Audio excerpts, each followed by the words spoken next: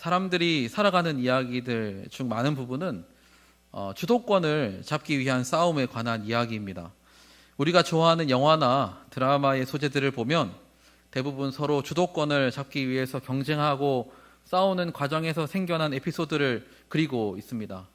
정치 상황을 봐도 그렇습니다. 결국 누가 전국의 주도권을 잡을 것인가 하는 싸움입니다. 돈과 관련된 이슈들도 마찬가지입니다. 돈을 많이 가지는 만큼 그 사회에서 주도권을 가질 수 있기 때문에 결국 돈을 더 많이 차지하기 위한 싸움을 하는 것이죠. 결국 그건 주도권을 갖기 위한 싸움입니다. 그래서 대부분의 싸움은 누가 주도권을 가질 것인가 하는 것 때문에 일어납니다. 아무리 살펴보아도 서로 주도권을 내어주기 위해서 다투는 경우는 거의 없는 것 같습니다. 결혼을 앞두고 있는 예비 부부에게 주변 친구들이 가장 많이 하는 조언이 있는데요. 무엇일까요? 초반에 주도권을 잡아야 한다는 조언입니다.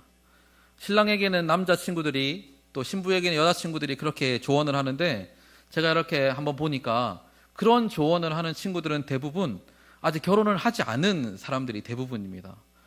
그래서 우리는 그게 좀 앞뒤가 안 맞다는 생각도 하게 되는데 중요한 것은 우리는 늘 누구를 상대하든지 자기 자신이 주도권을 갖고 싶어 한다는 거예요. 그게 비록 배우자라 할지라도 내가 주도권을 잡고 싶어 하는 그런 마음들이 다 있습니다. 우리의 인생에는 여러 곳에서 주도권을 잡기 위한 싸움이 일어나는데 그 중에서도 가장 자주 그리고 가장 치열하게 그 주도권 싸움이 일어나는 곳이 있습니다. 그곳이 어디일까요? 바로 우리의 마음입니다. 우리의 마음이야말로 서로 주도권을 잡기 위한 싸움이 치열하게 일어나는데요. 특히 우리 그리스도인들의 마음이 그런 것 같습니다. 세상 사람들이야 원래 자기가 스스로 인생의 주인이 되어서 살아가기 때문에 그런 경우는 잘 모르겠지만 그리스도인들의 마음에는 늘 그런 갈등이 있습니다. 물론 우리는 누가 내 인생의 주도권을 잡아야 하는지 잘 알지만 사실 쉽게 놓아지지가 않아요.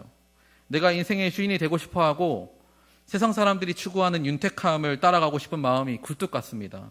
그럼에도 우리는 우리 인생의 주도권을 우리 주님께 내어드려야 하는 거죠. 우리는 그런 사실을 잘 알고 있지만 뜻대로 잘 되지는 않는 것 같습니다. 여호수아서는 여호수아와 이스라엘 백성들이 광야 생활을 지나 가나안으로 들어가는 과정을 기록한 역사서인데요.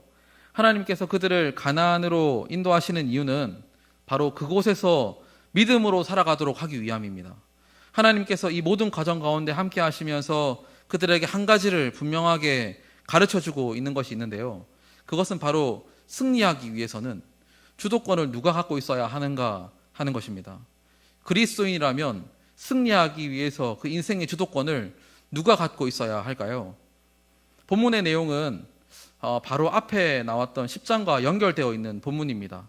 10장은 이스라엘 민족들이 가나안의 남쪽 지역에 사는 민족들과 큰 전쟁에서 승리한 내용을 담고 있는데요.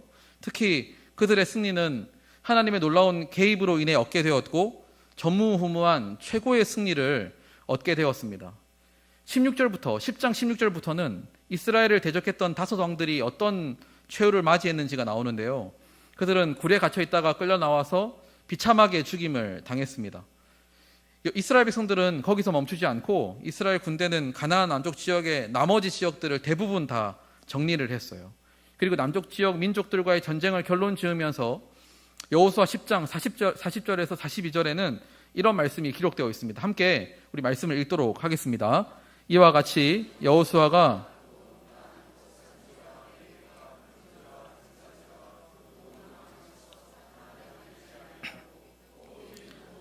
다 진멸하여 바쳤으니 이스라엘의 하나님 여호와께서 명령하신 것과 같았더라. 여호수아가 또 가데스 바네아에서 가사까지와 온 고센 땅을 기브온에 이르기까지 치매 이스라엘의 하나님 여호와께서 이스라엘을 위하여 싸우셨으므로 여호수아가 이 모든 왕들과 그들의 땅을 단번에 빼앗으니라. 아멘. 남쪽 지역 민족들과의 전쟁을 마무리하면서 내린 결론은 40절부터 42절에 나와 있습니다. 이제 여호수아와 이스라엘 백성들은 가나안의 중부 지역이라고 할 수 있는 여리고와 아이성을 정복하고 남쪽 지역까지 다 정복을 했습니다. 그럼 이제 어디 지역만 남았을까요? 가나안의 북쪽 지역이 남았습니다. 그래서 오늘 읽은 본문 11장은 가나안 북쪽에 살고 있던 민족들과의 전쟁을 기록하고 있는 성경입니다. 또한 이스라엘이 한 공식적인 마지막 전쟁 이야기이기도 합니다. 북쪽 지역의 대장은 하솔왕 야빈이었는데 그가 모은 숫자는 그 남쪽 지역의 대장이었던 예루살렘 왕이 모았던 숫자보다 훨씬 더 많았어요. 그들의 숫자가 얼마나 많았는지 4절에는 해변에 수많은 모래 같고 말과 병거도 심히 많았다고 그렇게 기록을 하고 있습니다. 특히 고대 시대에는 이 말과 병거가 아주 강력한 무기였어요. 애굽이 주변 나라들을 위협하고 강한 나라가 될 수 있었던 이유는 그들은 말과 병거로 된 강력한 군대가 있었기 때문입니다. 지금 이들도 말과 병거를 다수 보유하고 있어요. 그러니까 이스라엘 입장에는 이 전쟁 또한 결코 쉽지 않아 보입니다. 훨씬 숫자도 많고 이 말과 병거로 된 무기를 가진 민족들이니까요. 지금까지 했던 어떤 전투보다 힘겹고 치열한 전투가 될 것 같아요. 이제 그들은 이스라엘과 전쟁을 하기 위해서 메론 물가에 진을 치게 되었습니다. 그런데 한 가지 좀 주목할 만한 점은 10장에서도 그랬지만 이스라엘 백성들 안에서 별다른 갈등 상황이 발견되지 않는다는 점입니다. 흔히 이스라엘 백성들 하면 떠오르는 모습들이 있잖아요. 하나님을 향해 원망을 한다든지 교만해서 자기 마음대로 한다든지 이런 모습들이 10장과 11장에는 나오지 않습니다. 이 아이성 전투의 실패와 기브온 민족들을 하나님께 묻지 않고 받아들인 이후로는 그들에게 전혀 그런 모습이 나오지 않아요. 이 전쟁을 앞두고 있는 여호수아나 이스라엘 백성들의 반응은 구체적으로 기록되어 있지 않고 바로 6절의 말씀이 기록되어 있습니다. 우리 아까 읽었지만 6절 말씀도 함께 한 번 더 읽도록 하겠습니다. 여호와께서 여호수아에게 이르시되 그들로 말미암아 두려워하지 말라. 내일 이맘때에 몰살시키리니 너는 그들의 말 뒷발의 힘줄을 끊고 그들의 병거를 불사르라 하시니라. 아멘. 하나님께서 두려워하지 말라고 말씀을 하신 것 보니까 여호수아의 마음에도 두려움이 있긴 있었던 것 같아요. 왜 두려운 마음이 없겠습니까? 큰 전쟁을 앞두고 있는 지도자의 마음이 두려운 마음이 생기는 건 당연한 일일 것 같습니다. 하나님께서는 그런 여호수아를 향해 두려워하지 말라고 하시면서 승리를 말씀을 하시는데요. 그런데 하나님께서 하시는 약속은 이 급이 좀 다릅니다. 하나님의 약속은 이렇게 하면 이길 수 있다고 하는 조건부 약속이 아니에요. 하나님은 이미 승리했다고 말씀을 하십니다. 여호수아에게. 마치 미래를 보고 온 것처럼 승리가 이미 확정된 것임을 여호수아에게 말씀을 하고 계시는 거죠. 여호수아는 하나님의 말씀을 듣고 망설이거나 주저하지 않습니다. 마치 그 마음의 두려움이 모두 사라진 것처럼 나아가기 시작했어요. 여호수아가 이번에 선택한 작전은 기습 공격을 하는 것인데 당연히 성공을 했고 큰 승리를 얻게 되었습니다. 여러분, 그런데 여기서 또 중요한 게 있어요. 어차피 승리하는 것은 하나님께서 그렇게 하도록 정해놓으신 것이라고 한다면 여호수아와 이스라엘 백성들이 해야 될 것도 있는 거죠. 그게 무엇일까요? 여호수아와 이스라엘 백성들이 해야 될 것이 있는데 그것은 바로 하나님의 말씀에 순종하는 것입니다. 보통 이게 잘 안 돼서 실패를 하거든요. 여리고 성을 점령한 후가 그랬잖아요. 하나님께서 여리고에서 난 물건을 아무것도 건들지 말라고 말씀을 하셨는데 전쟁에서 이기고 난 후에 하나님의 말씀을 어겨서 이스라엘에 큰 어려움이 생기게 되었습니다. 전쟁에서 승리하고 난 후가 더 말씀을 지키기가 어렵습니다. 전쟁을 하기 전에는 간절한 마음이 있으니까 하나님께서 하라고 하시는 대로 정확하게 그 말씀을 지키려고 하지만 전쟁에서 이기고 나면 마음이 금방 해이해지거든요.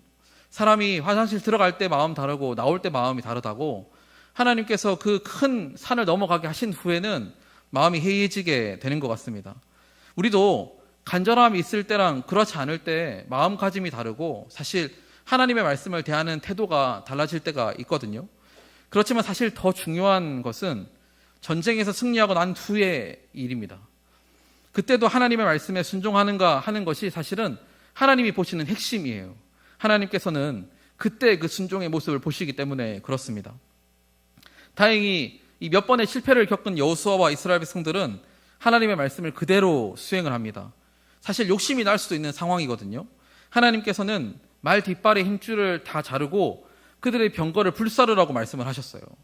9절에 보면 이스라엘 백성들은 그 명령을 그대로 수행을 합니다. 여러분, 그런데 다른 나라들 같은 경우에는, 다른 민족들 같은 경우에는 보통 그렇게 하지 않습니다. 어떻게 하는 것이 합리적인 것일까요? 말과 병거를 가지고 와서 자기의 무기로 삼아야죠. 고대 시대에는 말과 병거를 확보하기가 어려웠지만 어쨌든 갖고 있기만 하면 아주 강력한 무기가 되는 겁니다. 다른 나라들을 침략하고 정복하기에 좋은 수단이 되는 거죠. 그러니까 말과 병거를 전리품으로 얻는다는 것은 막강한 군사력을 손에 넣는 것이나 다름이 없는 겁니다. 하지만 이스라엘 백성들은 한눈 팔지 않고 예전처럼 하지 않고 하나님의 말씀대로 말 뒷발의 힘줄을 다 자르고 병거를 다 불사르게 되었습니다. 하나님의 말씀에 그대로 순종을 하는 거죠. 여호수아와 이스라엘 백성들의 이야기는 단순히 옛날에 있었던 고대 전쟁사를 다루면서 그 안에 들어있는 몇 가지 교훈을 배우고자 함이 아니에요. 하나님께서 여호수아서를 기록하게 하시고 이런 전쟁 이야기들을 보게 하시는 데는 다 이유가 있습니다. 여호수아와 이스라엘 백성들의 모습은 지금 오늘을 살아가는 우리의 모습과도 같기 때문에 그렇습니다. 하나님께서 이스라엘 백성들을 가나안으로 보내신 이유가 믿음으로 살아가는 모습을 드러내고자 하심이었다면 그건 결국 우리도 마찬가지예요. 하나님께서 우리를 이 자리에 보내신 이유는 그리스도인으로서의 삶을 우리가 속해 있는 그 자리에서 살아내도록 하기 위함입니다. 이스라엘 백성들 입장에서 가나안은 결코 꿈과 환상의 나라가 아닙니다. 들어가기만 하면 모든 문제가 다 해결되는 그런 곳이 아니라 사실은 그 자리가 바로 사명의 자리입니다. 그곳은 바로 믿음의 싸움을 싸워야 하는 곳이고 승리하기 위해서 고군분투해야 하는 자리인 거죠.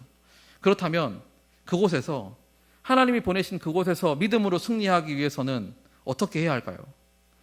여호수아서에서 우리에게 말씀하시는 그 승리의 핵심은 누가 주도권을 갖고 있는가 하는 거예요. 누가 그 인생을 드라이브하고 있는가 하는 것이 승리의 핵심입니다. 누가 주도권을 갖고 있어야 할까요? 10장과 11장 두 번의 큰 전쟁을 통해서 다시 한 번 더 확인하는 승리의 비결은 바로 하나님께서 주도권을 갖고 있어야 한다는 사실입니다.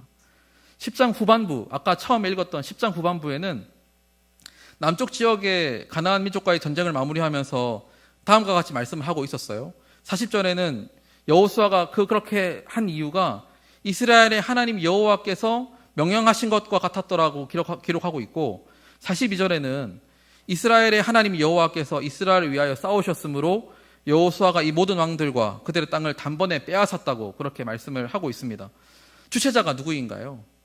누가 드라이브를 거신 거죠? 바로 하나님입니다. 이 원문에 나오는 각 문장의 주어는 그 주도권을 갖고 일하시는 분은 다 하나님이에요.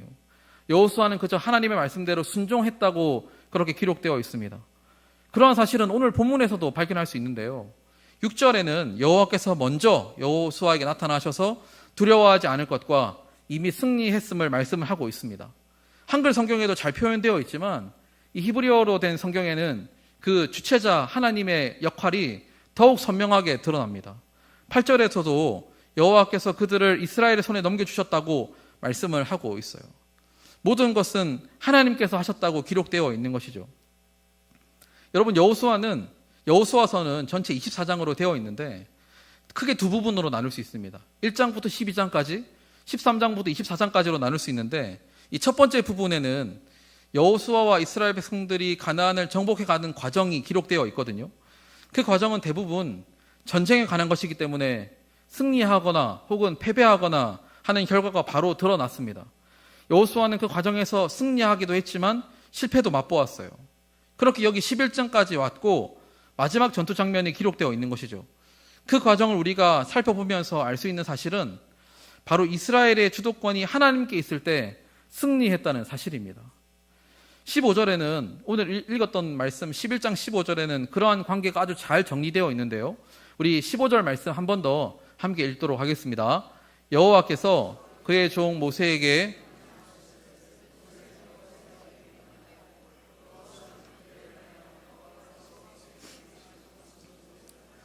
행하지 아니하는 것이 없었더라. 아멘. 여호수아가 지금까지 그렇게 한 것은 모세로부터 받은 것이고 모세는 하나님께로부터 말씀을 받았어요. 그리고 여호수아는 그 말씀을 하나도 빠짐없이 그대로 수행을 했던 사람입니다. 15절에서 여호수아의 역할은 순종하는 것이었어요. 그 원어를 보면 여호수아에게는 오로지 수행했다라는 동사만 사용을 하고 있습니다. 여기 여호수아는 하나님의 말씀에 순종하는 사람이었던 거죠. 그리고 그는 그 말씀을 지키기 위해서 최선을 다하는 사람이었습니다. 여호수아는 하나님으로부터 이미 승리했음을 약속을 받고도 슬렁슬렁 그냥 칼 끌면서 나가지 않았어요. 기습작전을 펼치면서 하나님의 말씀에 최선을 다했습니다.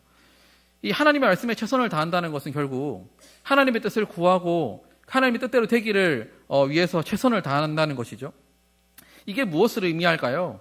여호수아의 인생의 주도권이 오직 하나님께 있었다는 것을 보여주고 있는 겁니다. 여호수아는 사실 평생의 삶을 통해서 그걸 배워왔어요. 물론 중간에 위기도 있었고 때로는 실패도 경험을 했지만 그는 그렇게 하면서 하나님께로 더 깊어진 사람이었고 이제는 묵묵히 하나님의 말씀에 순종하며 살았던 그런 믿음의 사람입니다. 여호수아는 결코 수동적인 사람은 아니었어요. 이번 작전에서도 그가 생각 없이 행동하는 모습은 보여주지 않습니다. 그는 늘 언제나 도전적이고 최선을 다했지만 그럼에도 그 인생의 모든 주도권은 하나님께 있는 그런 사람이었어요.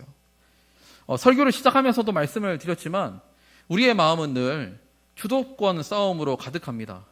그 이유가 무엇이든 우리는 늘 스스로 인생의 주인이 되고 싶어하는 마음이 사실 가득하거든요. 그래서 주님께 우리의 삶의 주도권을 잘 내어주고 싶어하지 않는 거죠.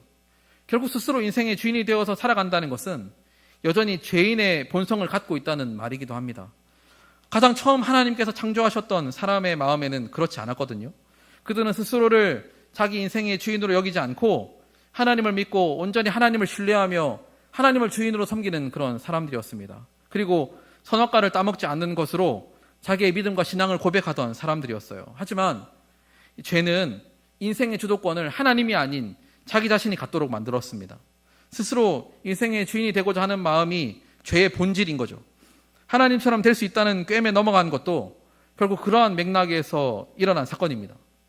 그리고 그 후에 태어난 모든 사람들은 자기가 인생의 주인이 되어서 주도권을 행사하고 싶어 했고 그 일을 위해서 결국 다른 사람들에게 해를 가할 수밖에 없기 때문에 결과적으로 세상에는 수많은 죄악들이 생겨나게 된 것이죠.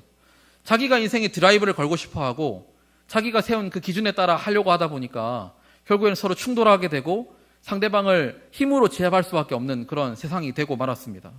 그 결과 인류 역사는 전쟁으로 가득하고 가난하고 약한 자들의 고통으로 가득하게 된 것이죠. 자기 스스로 인생의 주인이 되어서 주도권을 갖고 살아가는 사람들은 자기 자신의 윤택함을 추구할 수밖에 없습니다. 자기 자신이 윤택하기를 위해서 사는 것은 세상 사람들에게는 전혀 이상한 일이 아니고 우리 또한 그럴 수 있으면 너무 좋겠다고 생각을 하지만 사실 그런 마음은 자칫 하나님을 떠나게 만드는 원인이 될 수 있음을 하나님께서는 이미 경고를 하셨어요. 신명기 6장 10절에서 15절 말씀입니다. 신명기 6장 10절에서 15절 말씀을 좀 길지만 함께 읽도록 하겠습니다. 내 하나님 여호와께서 내 조상 아브라함과 이삭과 야곱을 향하여 내게 주리라 맹세하신 땅으로 너를 들어가게 하시고 내가 건축하지 아니한 크고 아름다운 성읍을 얻게 하시며 내가 채우지 아니한 아름다운 물건이 가득한 집을 얻게 하시며 내가 파지 아니한 우물을 차지하게 하시며 내가 심지 아니한 포도원과 감람나무를 차지하게 하사 내게 배불리 먹게 하실 때에 너는 조심하여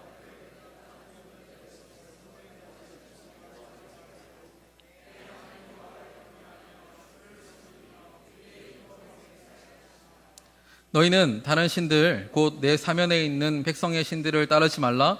너희 중에 계신 너희의 하나님 여호와는 질투하시는 하나님이신즉 너희의 하나님 여호와께서 내게 진노하사 너를 지면에서 멸절시킬까 두려워하노라. 아멘.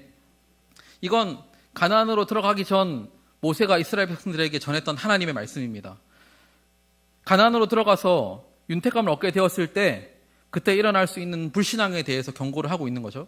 10절과 11절에는 그들이 얻게 될 윤택함에 대해서 나와 있습니다. 그리고 그런 윤택함을 얻게 되었을 때 하나님을 떠나지 말라고 강력하게 경고를 하고 계시는 거죠.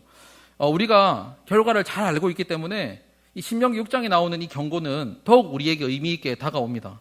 오늘 우리가 살펴보고 있는 여호수아 11장에서의 전쟁이 승리하고 난 후에 13장부터는 여호수아가 이스라엘 각 지파에게 가나안 땅을 분배하는 장면이 나오거든요. 그렇게 그들은 그곳에서 생전 얻어보지 못했던 땅을 얻고 그들이 완전히 몰아내지 아니한 가나안 민족들을 종으로 부리면서 그들의 인생에도 드디어 윤택함을 누리는 시절이 오게 되었어요. 여러분, 그래도 여호수아와 함께 요단강을 건너고 가나안 전쟁을 함께 했던 사람들은 하나님의 역사를 경험하고 하나님을 통해 큰 승리를 경험했기 때문에 하나님을 떠나지는 않았습니다. 적어도 그들은 최소한 양다리는 걸치면서 살았던 거죠. 하나님과 윤택함 사이에 양다리는 걸치면서 살았는데 진짜 문제는 그 다음 세대부터 일어났습니다. 처음 태어날 때부터 하나님과 윤택함 사이에 양다리를 걸친 부모 세대를 본 다음 세대는 어떻게 되었을까요? 하나님께서 경고하신 대로 하나님을 잊어버리고 하나님을 경외하지 않고 오히려 사방의 주변 신들을 섬기면서 살아가는, 그래서 그들이 주는 쾌락과 윤택함을 쫓아 살아가는 그런 다른 세대가 되었습니다. 그렇게 사사기 시대가 시작이 된 것이죠. 이러한 현상은 예수님 시대의 종교 지도자들에게도 그대로 나타났습니다. 누가복음 16장에는 예수님의 비유가 하나 나오는데요. 예수님께서 옳지 않은 청지기 비유를 통해 세상 사람들은 불의한 일을 위해서 이렇게 최선을 다하는데 하물며 하나님을 섬기고 하나님의 나라를 꿈꾸는 자들이라고 하는 자들이 하나님을 향해 마음을 쏟지 않고 충성하지 않는 것을 말씀을 하시고 지적을 하시면서 13절 말씀을 하셨습니다. 누가복음 16장 13절 말씀인데 13절 말씀만 먼저 함께 읽도록 하겠습니다. 집 하인이 두 주인을 섬길 수 없나니 혹 미를 미워하고 저를 사랑하거나 너희는 하나님과 재물을 겸하여 섬길 수 없느니라. 아멘. 지금 주님께서 지적하시는 대상은 이방인이 아닙니다. 하나님을 아예 모르는 자들을 향해서 이런 말씀을 하시는 게 아니에요. 어차피 그들은 처음부터 스스로 인생의 주인이 되어서 살아가기 때문에 여기에 해당이 되지 않습니다. 하지만 스스로 하나님의 백성이라고 말을 하고 종교 지도자들이라고 하는 자들이 사실 그 마음에는 하나님과 재물을 겸하여 섬기고 있었다는 말입니다. 그러니까 하나님을 섬기는 일에 마음을 쏟고 열심을 내는 것이 아니라 오히려 재물에 마음을 쏟고 있었다는 것이죠. 그래서 주님께서는 하나님과 재물을 겸하여 섬길 수 없다는 아주 분명하고 강력한 경고를 하셨어요. 그렇다면 그 경고를 들은 사람들은 어떻게 반응을 했을까요? 방금 나왔는데 14절 말씀입니다. 우리 14절 말씀도 함께 읽도록 하겠습니다. 바리새인들은 돈을 좋아하는 자들이라 이 모든 것을 듣고 비웃거늘. 그러니까 하나님을 섬기는 것도 중요하지만 그래도 돈 없으면 아무런 소용이 없다는 거예요. 믿음도 신앙도 중요하지만 그래도 이 세상을 살아가기 위해서는 돈이 있어야 한다는 거죠. 돈이 없으면 아무것도 못한다고 그렇게 속으로 생각을 한 것입니다. 그들 속으로는 저 예수는 세상 물정도 하나 모르고 저런 소리를 하고 있다고 그렇게 생각을 한 것이죠. 맞습니다. 돈 없으면 아무것도 할 수가 없죠. 당장 아이들에게 치킨이라도 한 마리 사주려면 돈이 필요합니다. 하지만 주님의 말씀은 지금 마음의 그 주도권에 대해서 말씀을 하시는 거예요. 그 마음에 그 인생의 주인이 누구인가를 묻고 계시는 겁니다. 세상 사람들은 두 번째로 하더라도 적어도 교회를 다니고 스스로를 그리스도인이라고 고백을 하는 사람이라면 결코 하나님과 재물을 겸하여 섬겨서는 안 된다는 말씀을 하시는 겁니다. 윤택함만을 위해서 살아가는 것이 아니라 믿음을 지키고 믿음으로 승리하는 삶을 살아가야 한다고 주님이 말씀을 하시는 거죠. 여호수아서는 구원받은 하나님의 백성이 하나님께서 보내신 삶의 자리에서 어떻게 살아가야 하는지를 보여주고 있는 성경입니다. 여호수아와 이스라엘 백성들은 하나님과 함께 가나안에서 믿음의 싸움을 싸워나가면서 알게 되었어요. 인생의 주도권이 하나님께 있을 때 비로소 승리할 수 있다는 사실을 말입니다. 이런 일들은 불과 며칠 혹은 불과 몇 달 만에 일어난 일이 아니거든요. 우리는 성경을 통해서 보니까 짧게 이 내용이 느껴지지만 성경은 그렇지 않다고 말씀합니다. 읽지는 않았지만 여호수아 11장 18절에는 여호수아가 그 모든 왕들과 싸운 지가 오랫동안이라 말씀을 하고 있어요. 주석에는 이 기간이 약 20년에서 30년 정도 되는 기간이라고 그렇게 설명을 하고 있습니다. 결코 믿음의 싸움을 싸워나가는 일이 쉽지 않다는 걸 말을 하는 거겠죠. 만만한 상대가 하나도 없고 그 기간 또한 짧지도 않았어요. 조금만 하면 끝나는 그런 싸움이 아니라 사실 여호수아 입장에서는 가나안에서 평생을 싸워갔던 일입니다. 여러분, 우리의 삶도 그렇지 않습니까? 말로 하는 것만큼 그건 참 쉽지 않은 일이죠. 공격과 유혹도 너무 다양하고 때로는 감당하기 힘든 현실의 상황이 우리를 무너지게 만들고 낙심하게 만들 때가 참 많습니다. 하지만 여호수아는 그럼에도 불구하고 믿음의 싸움을 잘 싸워내고 감당했던 사람이에요. 여호수아 11장 23절에는 이와 같이 여호수아가 여호와께서 모세에게 말씀하신 대로 그 온 땅을 점령하여 이스라엘 지파의 구분에 따라 기업으로 주매 그 땅이 전쟁이 그쳤더라 라고 말씀을 합니다. 이스라엘 지파의 구분을 따라 기업으로 나누어 주는 구체적인 내용은 13장부터 나오는데요. 이 구절에서 핵심은 여호수아가 여호와께서 모세에게 말씀하시는 대로 했다는 거예요. 여호수아가 하나님의 말씀대로 그렇게 살았다는 것이 이 구절에서 핵심입니다. 여기서 주도권은 여호수아도 모세도 아닌 여호와 하나님께 있었다는 사실이에요. 이것이 가나안의 전쟁사를 마무리하면서 성경이 내린 결론입니다.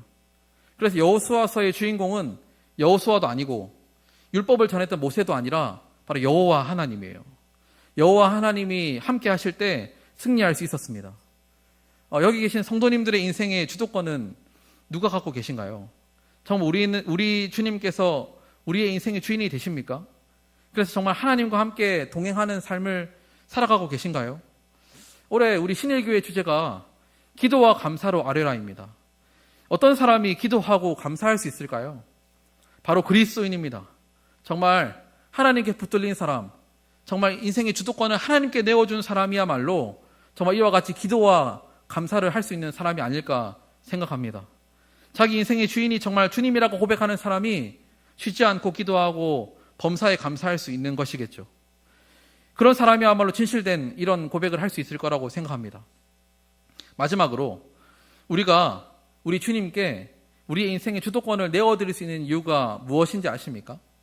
우리가 어떻게 주님께 주도권을 내어드릴 수 있을까요? 아니, 뭘 믿고 우리 주님께 내 인생의 모든 주도권, 주인 자리를 주님께 내어드릴 수 있을까요? 그 이유는 바로 우리 주님은 가장 선하시고 완전하시고 무엇보다도 우리를 가장 사랑하시기 때문에 그렇습니다. 그래서 우리를 가장 사랑하시는 그분께 우리 인생의 주도권을 얼마든지 내어드릴 수 있는 거죠. 스바냐 3장 17절에는 하나님께 진정으로 돌아오기를 원하시는 아버지의 마음이 잘 드러나 있습니다. 우리 마지막으로 이 말씀 함께 읽도록 하겠습니다. 너의 하나님 여호와가 너의 가운데 계시니 그는 구원을 베푸실 전능자이시라. 너를 잠잠히 사랑하시며 너로 말미암아 즐거이 부르며 기뻐하시리라 하리라. 아멘. 우리 주님께서는 이런 분입니다. 이런 분께 우리 인생의 주도권을 내어드리는 거예요. 그리고 그렇게 내어드릴 때 우리는 비로소 승리하는 삶을 살 수 있습니다. 저와 여러분을 가장 사랑하시고 누구보다 아끼고 위하시는 그 주님께 우리의 삶을 온전히 맡겨드리고 우리 아버지 되시는 하나님과 함께 믿음으로 살아가는, 그래서 믿음으로 승리하는 저와 여러분이 되기를 간절히 소망합니다.